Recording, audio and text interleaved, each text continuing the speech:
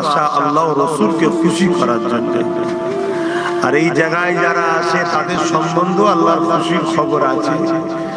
যারা চুপ করে বসে থাকবে, দিন ইসলামের আলোচনা শুনবে, আল্লাহ তাদের ছোট ছোট গুনাহগুলো এমনি মাফ করে দেয়। বলুন সুবহানাল্লাহ।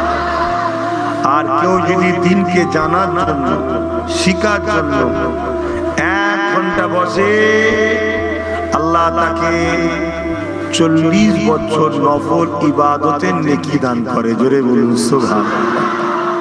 আমরা স্বাভাবিক মাহফিল গুলো 1.5-2 ঘন্টার উপরে আলোচনা হয়, জিনিসটাকে ছোট ভাবে নেবেন না, কারণ ইলমের গুরুত্ব ইসলাম এত দিয়েছে।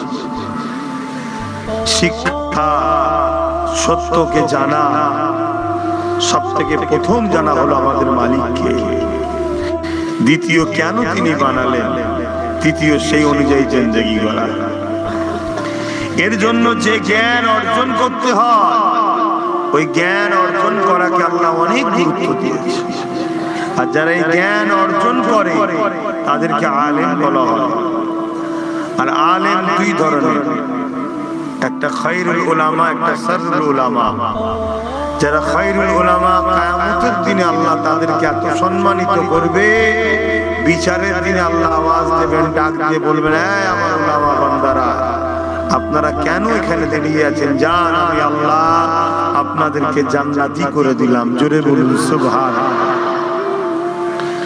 ইসলাম শিক্ষাকে এত গুরুত্ব দিয়েছে। তো যাক, আজকে সেই একটা দিন ইসলামের আলোচনা সভা আমাদের দ্বারা আল্লাহ করিয়ে নিয়েছে। আল্লাহ নবী বলেছেন 3টে জায়গাতে বসলে আল্লাহ বড় খুশি হয়। প্রথম নম্বর হলো বাইতুল্লাহ, আল্লাহর ঘর, যেখানে মানুষ নামাজের জন্য গিয়ে বসবে, নামাজ পড়ার উদ্দেশ্যে যাবে। মসজিদ সেজদার জায়গা, সেজদা দিবার জন্য যাবে, আল্লাহ তাদের উপরে খুশি হয়ে যায়। জোরে বলুন সুবহানাল্লাহ। দ্বিতীয় নম্বর জায়গা হলো মা বাপের মুখের দিকে, সন্তানরা যখন চেয়ে বসে, আল্লাহ তাদের উপরে খুশি হয়ে যায়। জোরে বলুন সুবহানাল্লাহ। 3 নম্বর হলো ক্বালা হালাকা যিকির, যেখানে আল্লাহর কথা হয়। ওই জায়গায় যখন কেউ বসে গিয়ে, আল্লাহ তার উপরে রাজি খুশি হয়ে যায়। জোরে বলুন সুবহানাল্লাহ।